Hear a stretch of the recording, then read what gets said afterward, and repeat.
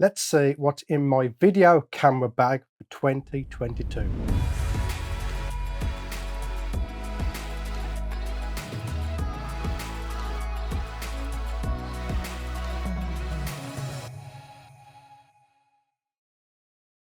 As promised, in this video I'm going to be showing you what is in my video camera bag that I take outdoors and use to create my macro adventures or any outdoor work such as the recent Macro Monday. Let's start with the bag. Now, I'm not too sure which bag this is, so I'll have it down below as to what it is. It is a low pro bag and it's still perfectly okay. I mean, it's a bit battered, got bits of dirt in. I've never cleaned it. I don't clean the bags. They get thrown at the bottom of cliffs and hung in trees and that, so I don't bother with that stuff. Low pro, still going. That's a great testament to Low Pro's build quality, the fact that I haven't managed to break it yet. Let's take a look at the camera. So the camera, which usually sits here, is an EOS R. It's a full frame, mirrorless camera, absolutely fantastic camera.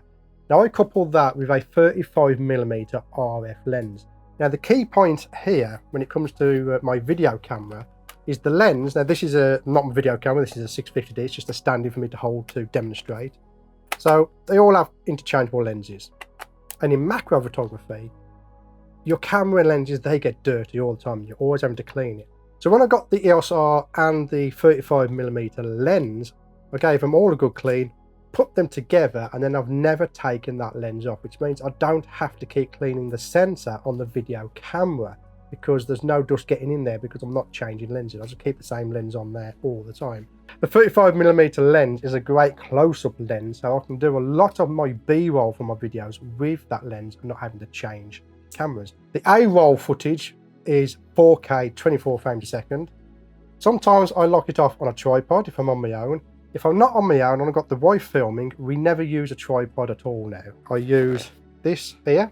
This is the feed from a Ronin S. I'll just put that into the bottom of the camera. We switch on the image stabilization on the lens and the digital image stabilization in the camera, and it works perfectly well for my use. So that is the main camera. For the B cameras, when I'm doing B-roll, we use iPhone 12 Pros. Out the box, they work brilliant for doing B-roll footage. Never had a problem. It's filming right now here and here. So we have two of those. Now, if you want to get a little bit creative when it comes to those two cameras, what I use then are what I have in here, and that is the Moment lenses. So in here, I have the Moment macro lens. That works great for small insects that you can get in close and get some B-roll footage. The other lens that I like to use sometimes, depending on what I'm actually doing, let's be fair, depends if I'm being lazy, is the 58mm lens from Moment. I can put that onto my iPhone, and then if we couple that with what is in here, which is the Moment variable ND filter, we can get some nice footage using the phone when we're outside. So if it gets too bright, we can simply twist this, darken the image. This is the key to getting cinematic footage when you're outside, because it stops the camera's shutter from going too high. So if we're in a situation where it's bright and you haven't got this, then the camera's shutter will go high. When that happens, you get footage that looks like camcorder footage because there's no motion blur. Usually I keep my shutter speed to twice that of my frame rate. So if I'm shooting at 24 frames a second, then my shutter is going to be at 50. And in order to get that when you're outdoors and it's bright, we need a variable ND filter. So that setup there allows me to get some real quick, dirty footage if I haven't got my big setup or if I'm just being too lazy. So again, when it comes to getting cinematic stuff, with the iPhone, it's a lot easier. It basically does everything itself. It's like a beginner's camera. It's a lot harder to lock off your settings on an iPhone, so I do use a program called Feelworld Pro. But the iPhone can tend to overexpose in areas, so you have to just keep an eye on it. You do. With Feelworld Pro, we can turn on what's called highlights. They're called zebras, and anything above, say, 80% brightness, you'll get little lines through it, and that tells you that it's getting a little bit bright. Now, if I want true cinematic footage, then we use the EOS R, and then we slap these bad boys on there. These are, again, variable ND filters from Freewell. These are magnetic, which means I'm able to just plop them on and off whenever I want to.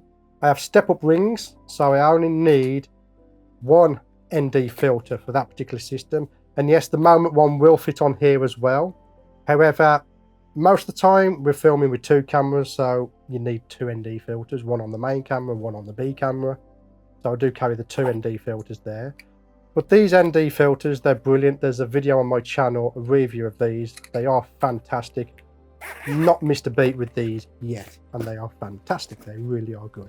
We can't do that out the box with the EOS R. So what we do is we use what's in here, and that is a field monitor. With the field monitor, we're able to do a bunch of things. I'm not going to complicate your brain by telling you all this stuff. I'll just tell you what I use. I use the focus peaking, so we're able to see where the focus is. And I use the zebras for exposure, so I will increase the exposure using the variable ND filter, not the camera settings. I keep those locked off at 24 frames a second, 2.8 on my f-stop, and 150 for shutter. So we don't change any of that. We adjust our exposure using the variable ND filter, and we adjust that until we get some zebras on my face, which means I'm at 80% brightness there. That means I am correctly exposed, and it makes the job so much easier than looking on the back of the screen. You also have other things like false colors on there. You have highlights and shadow warnings on there, so if you're blowing your highlights or your shadows are black, it will tell you that, and it is very, very useful for filming. And also you have feedback on the microphones to show that your microphone is working. And talking about microphones, I carry 2 microphones with me out in the field. The first one is this one I have here, which is a little Rode Lav Mic. I started the outdoor videos with this microphone, and it cost about £50. And what it is you can plug that into a recording device like a Zoom, or you can actually use your mobile phone. Now this one uses a 3.5mm jack, so if you've got an iPhone like me, you're out of luck unless you get an adapter. When I'm outdoors, I usually fit the dead cat to the mic. This stops the wind from blowing over your audio. When I moved on from recording onto a mobile device, we recorded directly to the camera using the Rode Wireless Go. These are absolutely fantastic.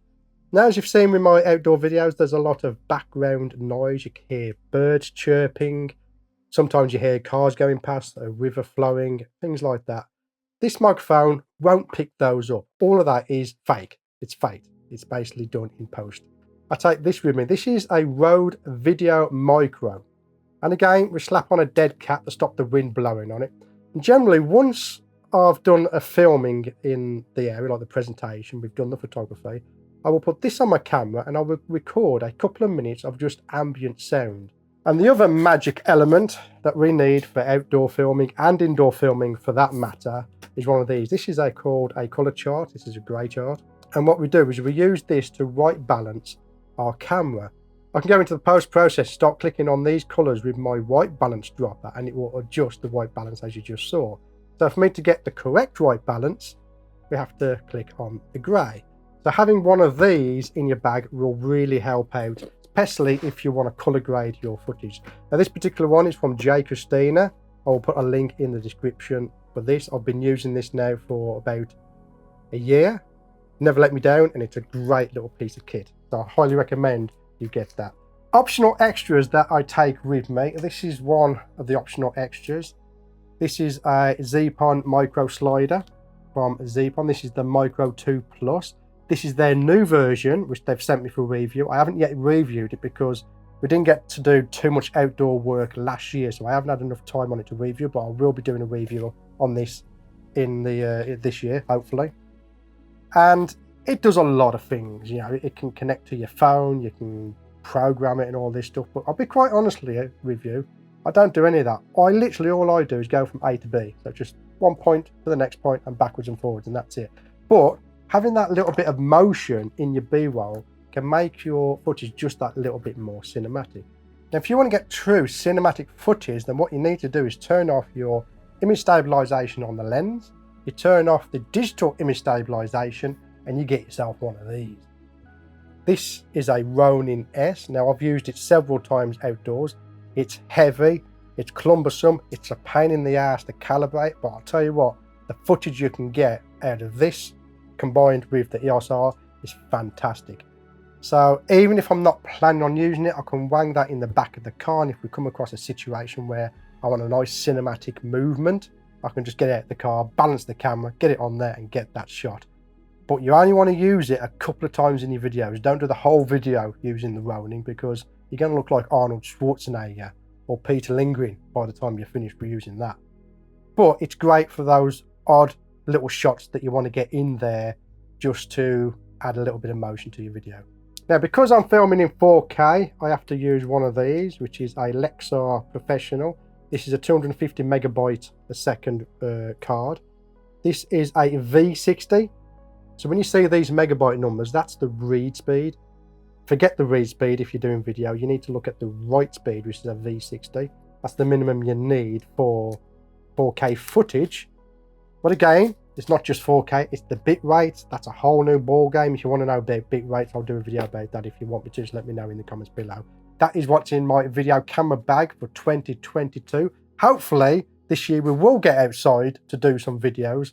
The usual situation with the whole thing that I can't mention from China goes away, then we'll be able to get outside and do some videos. I won't be able to do any Macro Monday at this stage because I've had a hard drive go down. I've got nowhere to put the footage. So unfortunately, Macro Monday is on hold, which sucks. But that's where I shall leave it. My name's Stuart Wood, and I'll see you on the next video. Now I use the primary at 720p to capture insects taking off or landing, or any of the other things they do, if you know what I mean. Probably cut that out, I think. So if I go into the post processing now, I can start clicking on these colors. Now, if you want to get true cinematic, okay, start again. I turn off the in-camera thingy, my jog. What the fuck is coming out my mouth right now? I don't know. If you want to get, oh fucking hell. If you want to get, what? Who's laughing? You're putting me off now. Now, if you want to get true cinematic fuck. Now, if you want to get true cinematic, if you want to get true, I can't do it now. They're laughing.